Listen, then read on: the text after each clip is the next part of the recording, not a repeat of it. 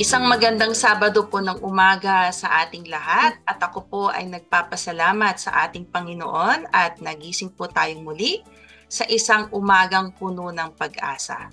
At dalangin ko po na sa umagang ito ay tayong lahat ay nasa malusog na pangangatawan at pag-iisip.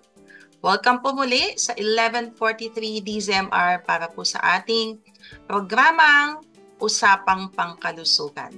Muli ako po si Dr. Jennifer Gatiwan, program host, at kasama po natin sa araw na to ang ating pong naging guest last week, si Dr. Mark Alexander Reyes. At syempre nga po, tuwing September, specifically September 10 ay nagaganap po as a Awareness Day yung World Suicide Prevention Day. So madami pong mga activities na ginagawa to at ginagawa na po ito for the past 20 or 21 years. At ngayon nga po sa ating second part of this special program, muli po natin siyang makakasama para magbigay po ng mahalagang impormasyon tungkol sa mental health ng kabataang Pilipino or Filipinos in general, particularly dealing on the topic of suicide and depression. So once again, para bigyan pa po tayo ng kaalaman, is the in-house psychologist of Southern Isabela Medical Center, Dr. Mark Alexander Reyes. So good morning, sir. Kumusta po? Good morning po, Dr. Rasi. I'm here again. Thank you for inviting me again. Yes, so welcome back. So napag-usapan po talaga natin last week, with regards to depression and suicide. Nalaman po natin from you na napakataas ng kaso ngayon sa ating bansa. And ang kasamaang palad, there is a lack of awareness and there's even a social stigma when it comes to seeking consultation pag sinabing may problema tayo with regards to mental health.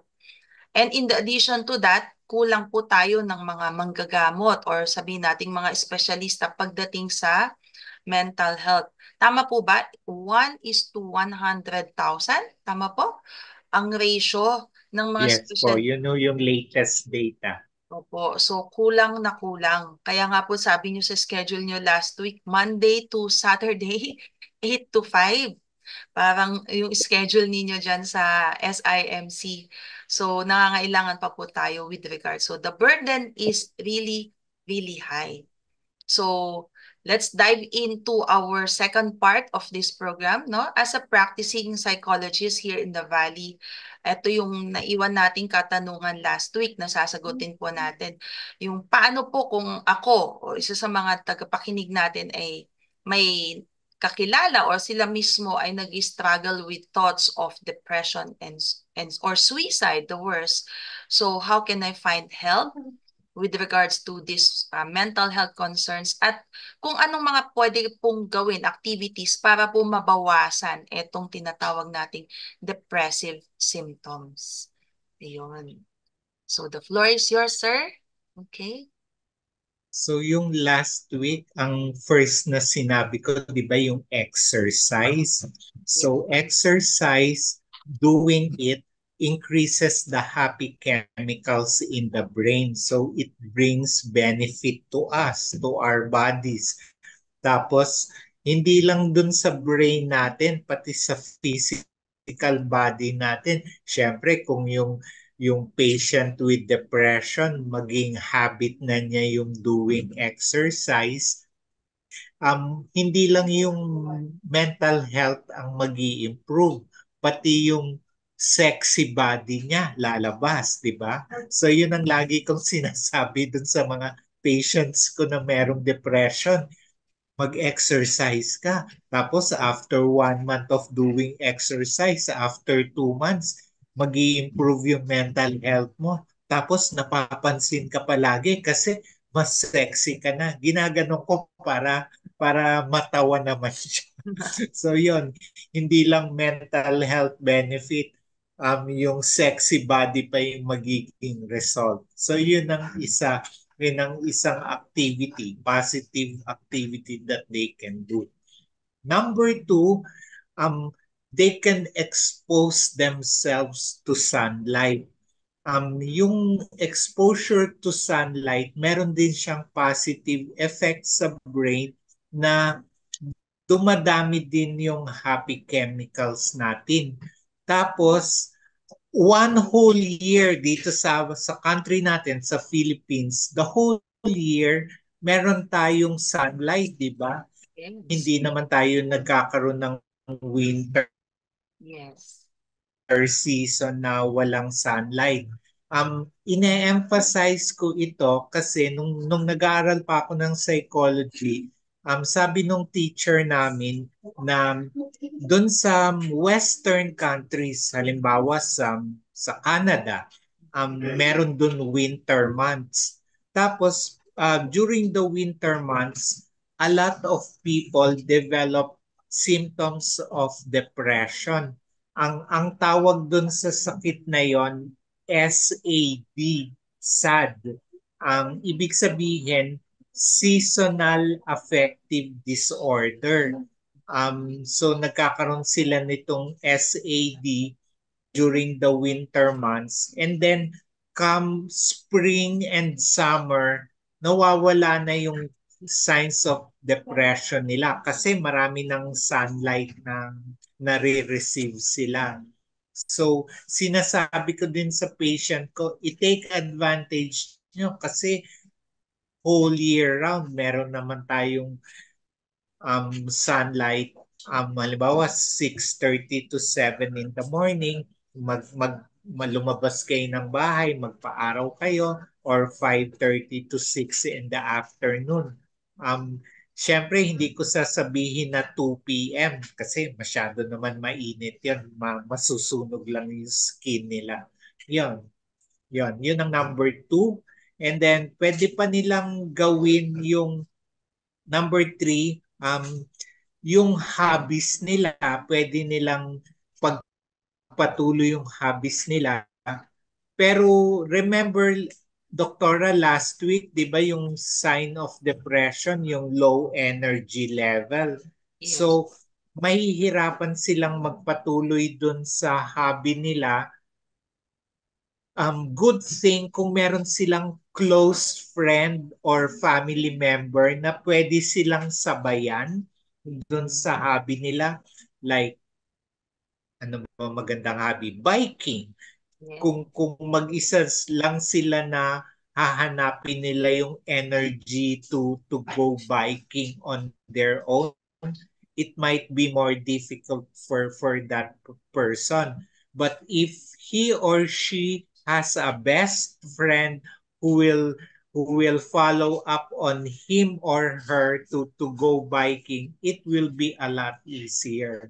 So nakikita natin na malaking factor yung meron kang close friend or good supportive family member na napipilitin ka, nakukulitin ka na mag-biking kayo, Yeah. mag-hobby kayong dalawa, ganun. Yeah. Kasi parang ano yun eh, body-body system. Yung parang body-body system sila dahil pag mag-isa ka nga naman, wala kang gaanong motivation. 'Di ba? Pero pag may Yes, kasama yes. ka, mas nag enjoy ka. Yun. At Yes po. Okay, so papatuloy ko. Um, you can also do volunteer work kasi yung tendency ng merong depression, yung focus mo lagi sa sarili mo, yung sa sarili mo na negative, like ako na lang lagi ang low energy, ako na lang lagi ang walang gana kumain, ako na lang lagi ang nasisita, ako lagi ang napapagalitan, ako lagi ang pinagtatawanan. Yung focus mo sa sarili mo pero negative, hindi positive. So yung pag nagvo-volunteer work ka, like ano ba magandang volunteer work? Halimbawa, yung church activities na collecting donations to be given to the poor, yes. yung ganon, nawawala yung attention mo sa sarili mo pero napupunta dun sa mga ibang tao na nangangailangan ng tulong. So, may positive effect yon kasi um, hindi mo na pinapansin yung deficiencies mo, yung mga negative qualities mo, pero yung energy mo napupunta sa ibang tao. So, nakikita mo na nakakatulong ka, ayun, feel good activity yon. So hopefully matalo yung mga negative chemicals sa brain and then mapalitan sila ng mga feel good chemicals. Yon. Another helpful tip, doing volunteer work. Okay. So, medyo i-summarize po natin yun na actually may apat na po kayong nasabi, no? So, exercise, dahil nga po napapadami niya yung happy cells natin or the happy hormones.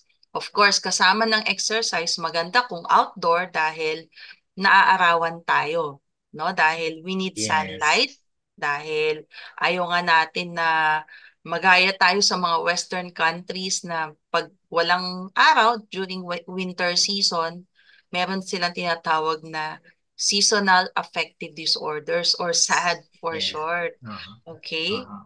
And maganda rin na meron tayong hobbies para may pinagkakaabalahan. And preferably when we have our hobbies, we have it with somebody, a partner, no, na magmo-motivate, that we are accountable to. So maganda yon, unahin na natin siguro pamilya natin or very close friend to us. Ayan. And number 4 nga po is volunteer work kasi it focuses our thought on others, the needs of others, rather than our circumstances o yung mga kakulangan natin. At makikita natin na mayroon pa pala tayong maibibigay. So all these things actually talagang magandang tulong ito, magandang activities ito na babawasan, no? Nakikita natin na despite our circumstances, we are still being blessed. Ayun. So do we have other activities that we can do, sir, or any more tips that you can present? How about po eto yung tayo, ako yung nakakaramdam. For a family member na nakikita niya yung isang tao, nasabi niyo rin nga kanina, no, samahan. Okay? So, suportahan. Pero meron din mga ibang kapamilya na hindi nila talaga naiintindihan yung dinadaanan ng isang taong nade-depress. Kung minsan iniisip nila, nag-iinarte lang to. Do you have any Mm. suggestions for that? Okay. Nakaka-encounter ako ng ganun sa mga patients ko dito sa Southern Isabela Medical Center. Halimbawa, kasama yung parents niya na nagpunta dito. Yung sasabihin ng parents sa akin, hindi ko maintindihan yung anak ko, bakit ganito? Yun, yung term na sinabi nyo, nag-iinarte lang siya. So, um, ine-explain ko ng ng gentle words dun sa parents kasi ayoko din sila ma-turn off sa akin na parang papagalitan ko. Meron nang depression yung anak ninyo, ganyan pa yung pagtrato niyo sa kanya. So sinasabi ko lang in a gentle manner na yung sakit ng anak niyo, um, meron din siyang physiological basis. Yon, yung mas madami yung cortisol sa brain niya, yung stress chemical, mas madami yon kesa dun sa mga endorphins, sa serotonin niya. Um, Parang sinasabi ko na hindi usapang kalye, hindi usapang barbero, parang pinag-aralan din itong depression na meron yung anak ninyo na merong scientific basis yon para yung treatment sa kanya based on science din. Ganon. Sinasabi ko dun sa parents para hindi nila iniisip na overacting lang, na nag-iinarte lang yung anak nila. Kasi parang very fragile na nga yung anak nila dun sa ganong situation.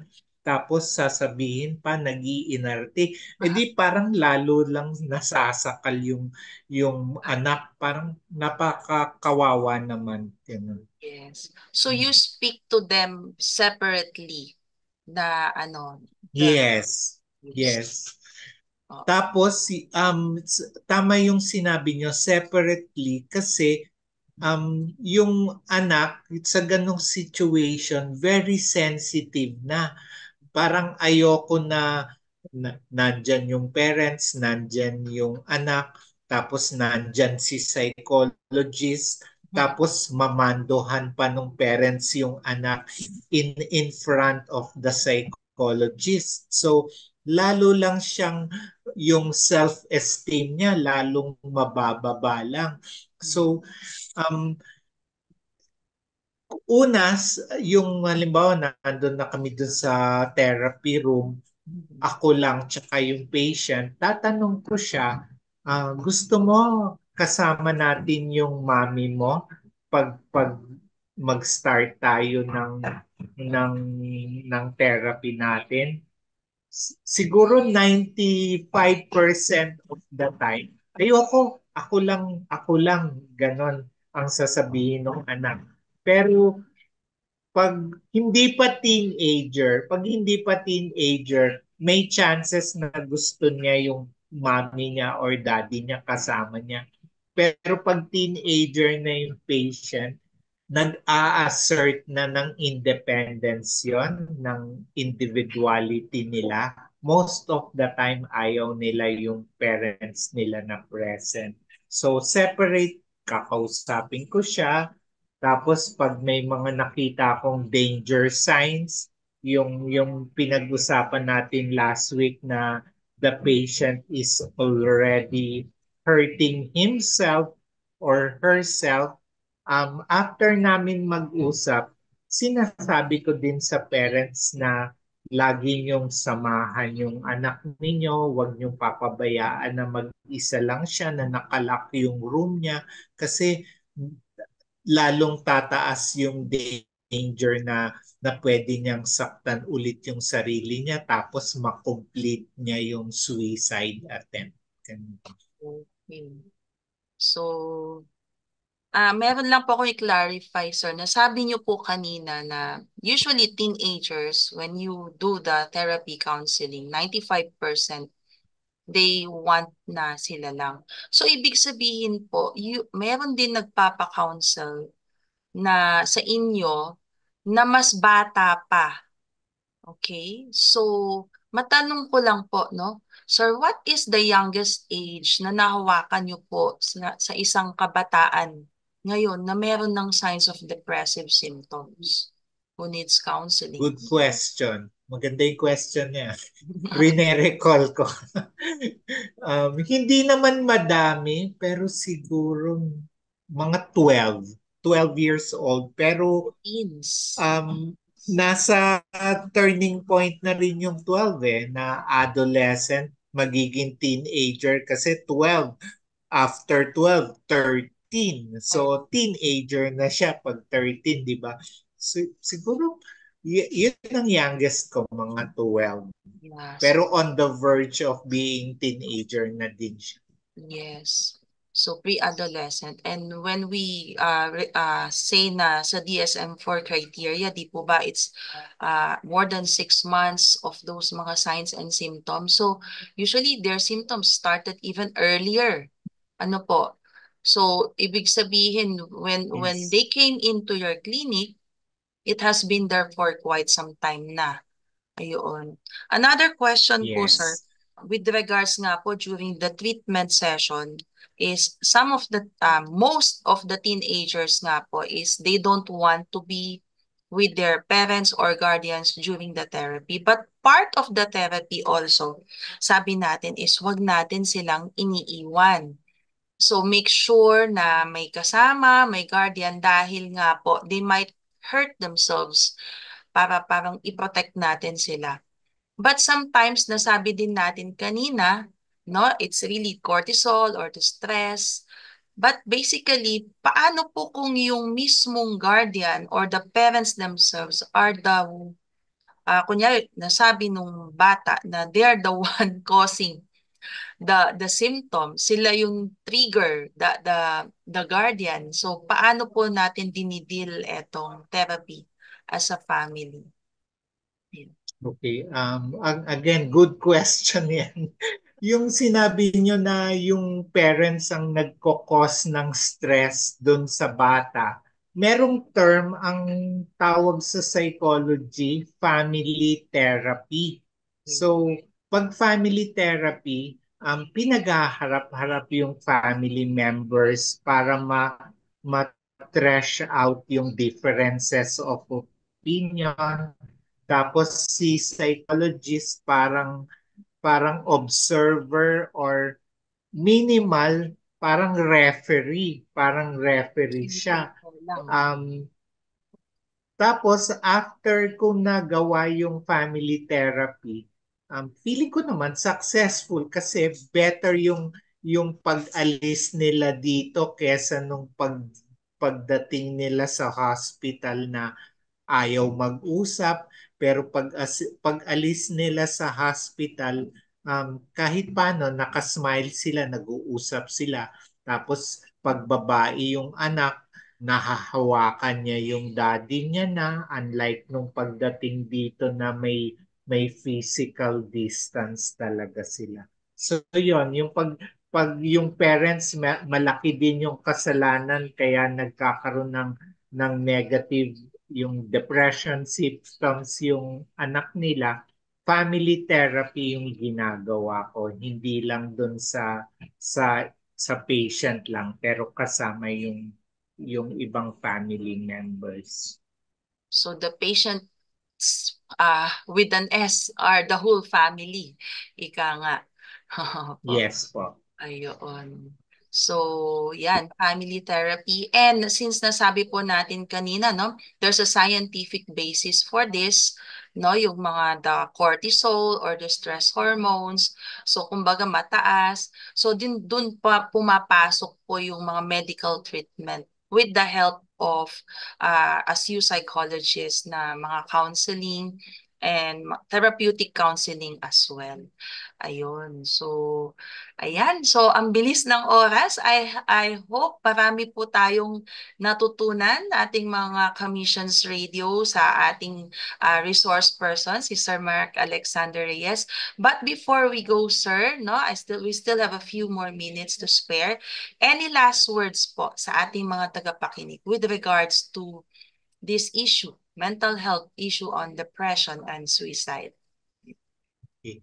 So, last word ko, when you feel you are developing depression, number one, very important, don't do drugs, don't do alcohol. Kasi pag nag-drugs ka, uminom ka ng alak, feel good yan eh, feel good siya. Pero yung neural pathway sa brain, parang magde-depend siya dun sa effect ng alak, ng drugs.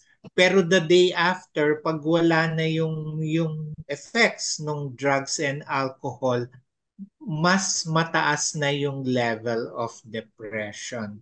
Kaya yon, wag mag-drugs, wag mag-alcohol pag meron kayong depression. So, it's not the way out. Mas lalo ka pa Yes, yes. lulubog. Ayun. Yes, Lalo na sa correct. ating mga kabataan. Ayan. So, thank you so much, Sir Thank Mark you. Alexander Reyes. So, sana po maulit po pa po natin, no? Dahil madami pa po tayong pwedeng pag-usapan with regards to mental health. Ayun po. But for now, thank you so much and we are so blessed to have you with us dito sa programang Usapang Pangkalusugan. So, God bless po you and your family as you continue to serve in the community. So, once again, sa SIMC po, no? Monday to Saturday, Yes po. 8 to 5. Monday to Friday. Monday to Monday Friday. to Friday. Opo. Yung Saturday, Sunday, meron akong private clinic for those days. One last question. With all those toxicity that you're handling, how are you handling your own mental health, sir? Like that. Minsan, nagpupunta ako dun sa Jadi. Di ba may nature park dun sa Jadi? Namamasyal ako dun. Feel good activity ko yun. Yes, Yeah. opo. Kasi ina-absorb nyo lahat yun, no? So you have to do something for yourself or else you cannot give what you do not have. Ayun po. Yes. So that's it po para sa ating programang usapan. So before I end, siguro magandang mag-share din ng word from the Lord from Job chapter 8 verse 21. Sabi dito, "The Lord will yet fill your mouth with laughter and your lips with shouts of joy." Kung si Job nga po na dumaan sa maraming pagsubok, kamatayan ng kanyang mga anak, bumaksak ang negosyo, nagkasakit, inaway ng asawa, pero nasabi niya ito na kayang palitan ng Panginoon ang iyong luha muli ng laughter, no? Ng smile, ay wala pong imposible sa Panginoon. So that's it po para sa araw na to. Nawa sa sandaling panahon ay may naibigay po tayong linaw at mahalagang impormasyon tungkol po sa ating paksa sa araw na to. Dalangin ko po ay mamuhay tayo ng madusog sa ating katawan at sa ating kaisipan. Abangan niyo po ako muli sa susunod na Sabado dito po sa ating programang Usapang Pangkalusugan dito po sa 1143 DZMR, a proud member of 8KBP. Ating tandaan, ang ating kalusugan ay kayamanang di mapapantayan. Happy weekend po sa ating lahat!